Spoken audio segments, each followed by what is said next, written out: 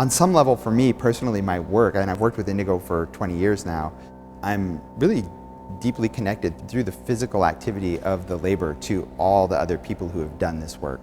So I feel like it's not just the color. Actually, the color is kind of the end point. And so I often joke with people that if indigo were pink, everything I would be making would be pink. It's not necessarily about the blue itself. It's about this process and the historical knowledge that is embodied in that process and being able to engage with it on a day-to-day basis and share it with others. And I think that the color itself is extremely seductive, and it's a great way of kind of pulling people into that process.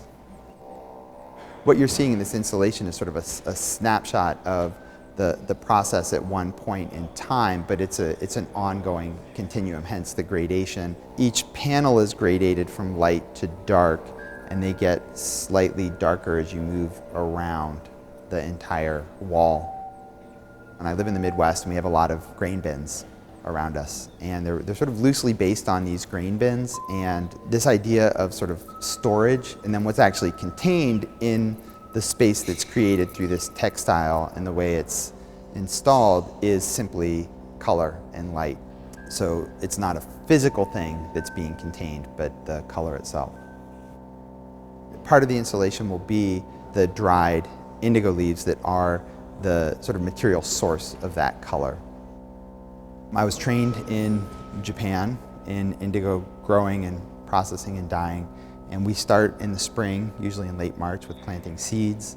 They're transplanted to the fields in May, and then over the summer we harvest the plants, take 2 harvests, we cut the plants at the base, we dry them. And the indigo that we're growing, Polygonum tinctorium, only the leaves contain the dye, so we harvest the plants, dry them, and then winnow the leaves from the stems, and then take all those leaves in the fall and compost them for 100 days to concentrate the dye. And then we take that composted indigo leaves, in Japanese it's called tsukumo, and we ferment it in wood ash lye in order to reduce the indigo so that it adheres to the fiber. I live in Bloomington, Indiana, and we grow indigo both at home, and we borrow some bottomland from some friends. We also work now with 2 other farms in the region to grow indigo.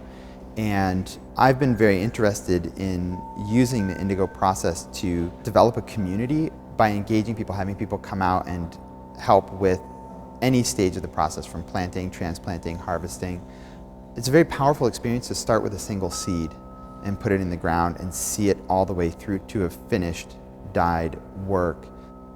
Just a very different experience of making something than you would have if you went out and just bought a chemical dye and the chemicals and mixed it up. It's an incredible amount of labor to make something that's absolutely immaterial. It's making a color.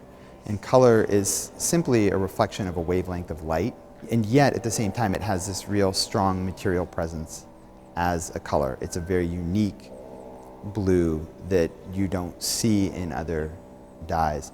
So I started working with immersive environments in order to capture both the material and immaterial aspects of the color, ideally by creating a space that's large enough that you feel the blue instead of simply seeing it.